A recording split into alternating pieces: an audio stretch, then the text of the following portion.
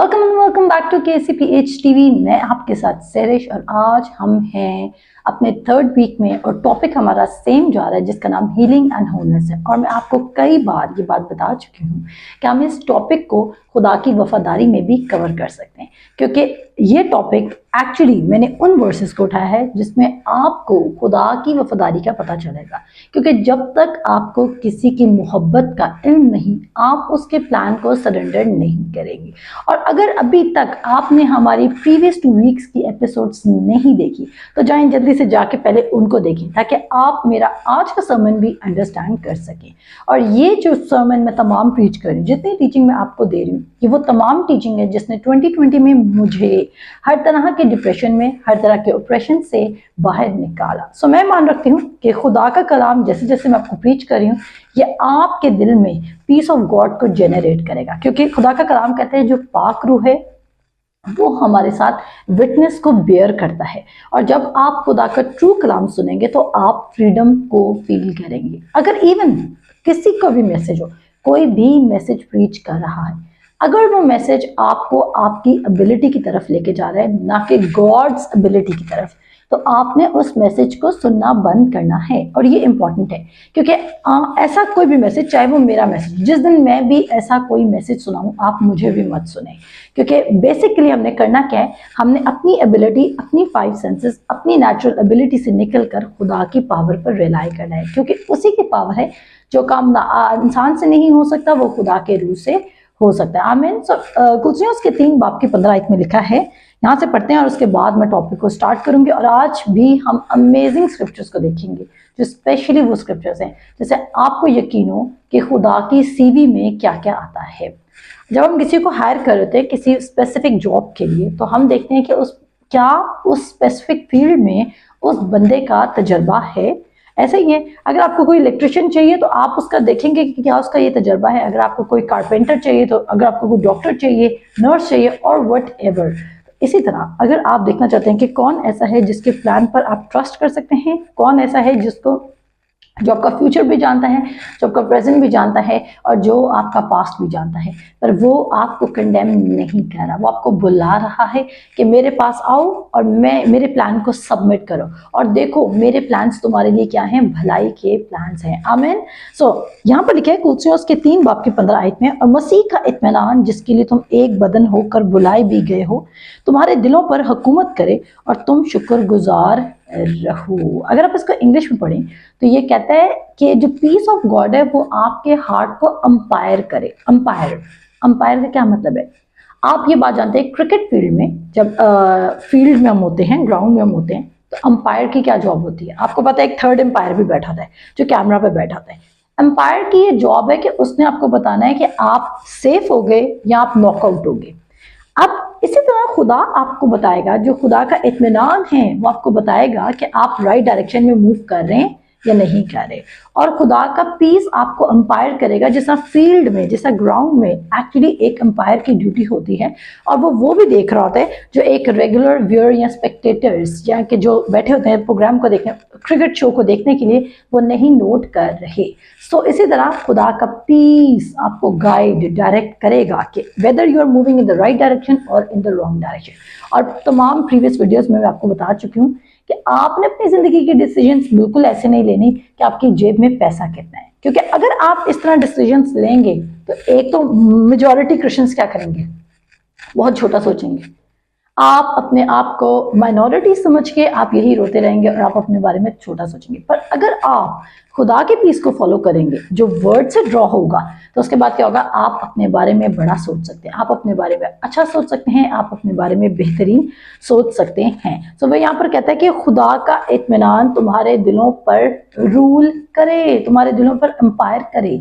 सो जब आप खुदा के स्क्रिप्चर्स को पढ़ेंगे, यानी कि वर्ड ऑफ गॉड को पढ़ेंगे, तो उसका जो पीस है वो आपके दिल को इंपायर करेगा और उससे होगा क्या, उससे ये होगा कि आप अपनी राइट डायरेक्शन को मिस आउट नहीं करेंगे। साथ साथ हम देख रहे थे प्रीवियस एपिसोड्स में, मैंने आपको यसाया उसके 55 बाब के बारे में बताया था कि खुदा ने देखा कि मेरा कलाम उस बारिश की मानद है, उस बर्फ की मानद है जो जिस जगह पर गिरती है वो अपना असर किए बगैर वापस नहीं आती। खुदा का कलाम ऐसे ही काम करता है कि वो अपना अफेक्ट किए बगैर वापस नहीं आएगा। इसका मतलब है आपने ये नहीं सोचना कि कलाम काम करेगा या नहीं करेगा। अगर आप बिलीव करें तो कलाम काम करेगा, क्योंकि कलाम के अंदर काम करने की कैपेसिटी है। ये आप हैं जो बार बार क्विट करें, ये आप हैं जो गिव अप कर देते हैं और आप समझते हैं कि आई कैन रिसीव इट, क्योंकि अगर खुदा चाहता है तो।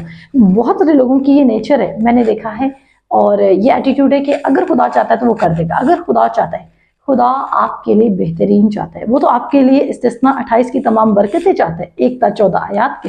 वो चाहता है कि आप बाहर आते वक्त भी 22 से बरकत हो, अंदर जाते वक्त भी 22 से बरकत हो। वो चाहता है कि आपके अंबार खाने भरे हों। पर क्या आप इन तमाम चीज़ों को रिसीव कर रहे हैं?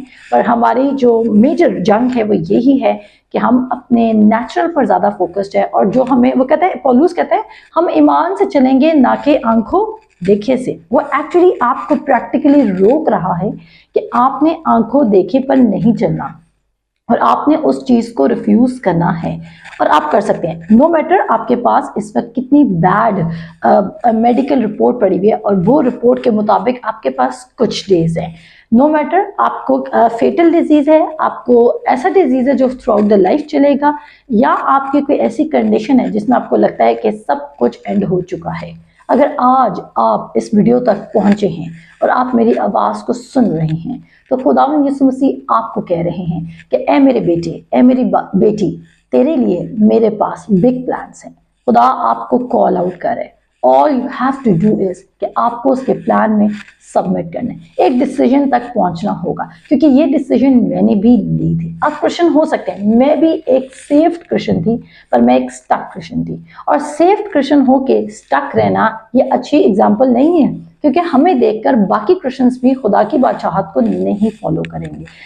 वो क्यों? अब वो समझेंगे, वो कहेंगे जिन्होंने खुदा यीशु मसीह को कबूल कर लिया उनको क्या फायदा हो रहा है? जो हमें फायदा होगा।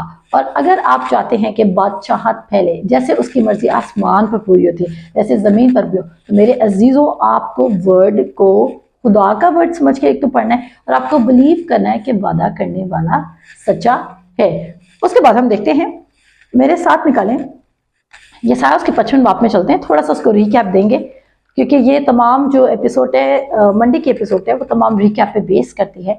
और मैं चाहती हूँ कि आपका फेथ बिल्ड हो और आप कितने कामयाब हो, आप खूब कामयाब हो। जोशुआ 1:8 में लिखा है कि शरीयत की किताब तेरे मुंह से ना हटे, तुझे दिन और रात इसका ध्यान रहे, और जो कुछ इसमें लिखा है इस पर एहतियात से अमल करे, ताकि तू खूब कामयाब हो, ताकि तुझे इकबाल मंदी की राह नसीब हो। आपको पता है जोशुआ 1:8 में सक्सेस का वर्ड ऑफ गॉड में पहली दफा इस्तेमाल हुआ।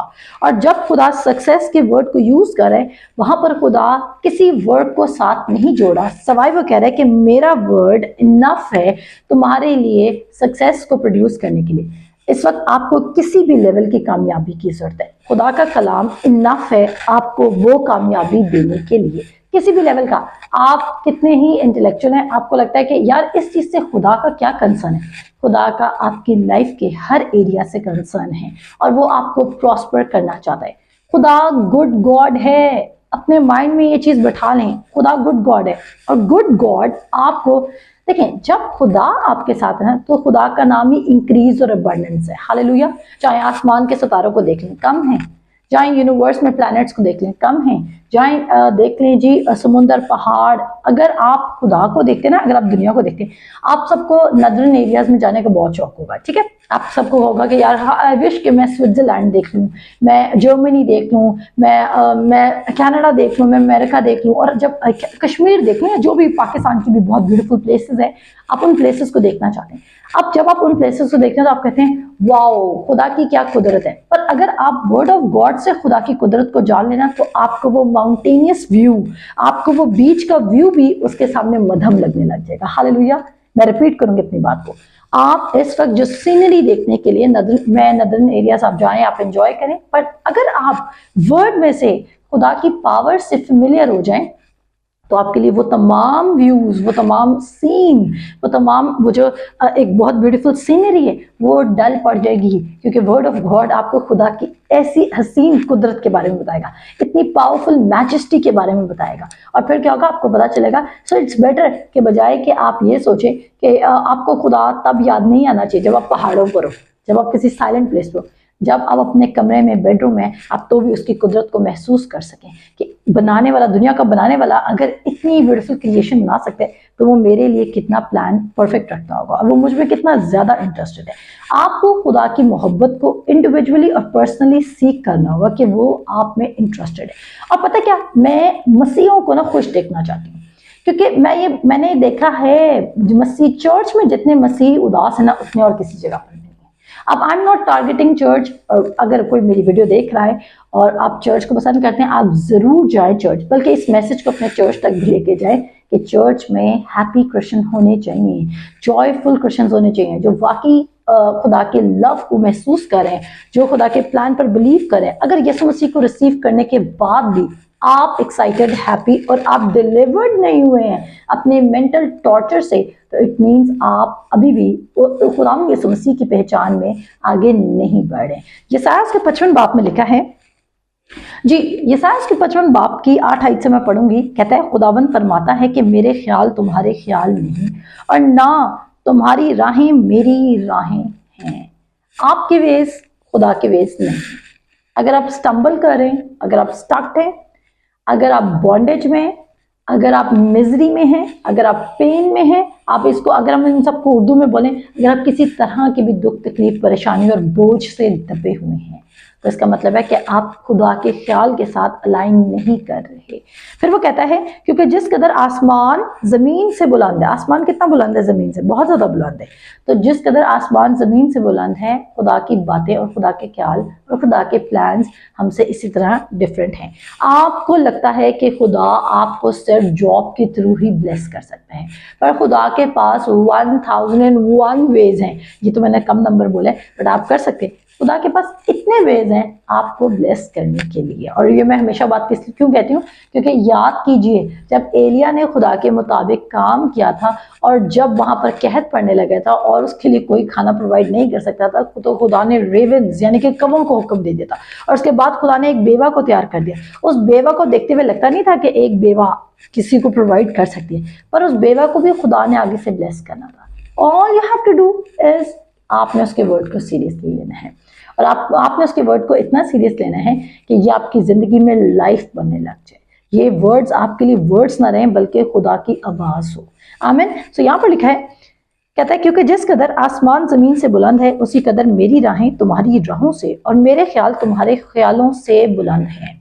आप बहुत लिटिल सोच रहे हैं, आप लिमिट कर रहे हैं खुदा को, पर उसके ख्याल क्या है, बहुत बुलंद है, बहुत बिग है, बहुत वसी हैं, बहुत ज़्यादा अच्छे हैं आपके लिए। और मैं कल की जूम की क्लास में, जब हम अपने बाइबल स्कूल में क्लास दे रही थी, तो वहाँ पर मैंने स्टूडेंट्स को ये रोमियोस के 12 बाब की 2 आयत पर वर्क किया और हमने न्यू किंग जेम्स वर्जन में वो वर्ड्स पढ़ी कि उसने बोला कि आपने कंफर्म नहीं होना इस वर्ल्ड से, साथ आपने अपने माइंड को रिन्यू करना है। एंड द नंबर 3 थिंग, उसका होगा क्या, आपने 2 काम करने। आपने कंफर्म नहीं होना इस वर्ल्ड से, आपको कल्चर, ओपिनियंस, सजेशंस और लोगों को छोड़ना होगा, तब जाकर आप खुदा के वर्ड पर, ओनली खुदा के वर्ड पर खड़े हो सकते हैं। हाँ, ये डिफिकल्ट है पर ये इम्पॉसिबल नहीं है। और मैं ये कहती हूँ कि ये कैसे डिफिकल्ट है, if you know the truth. Hallelujah.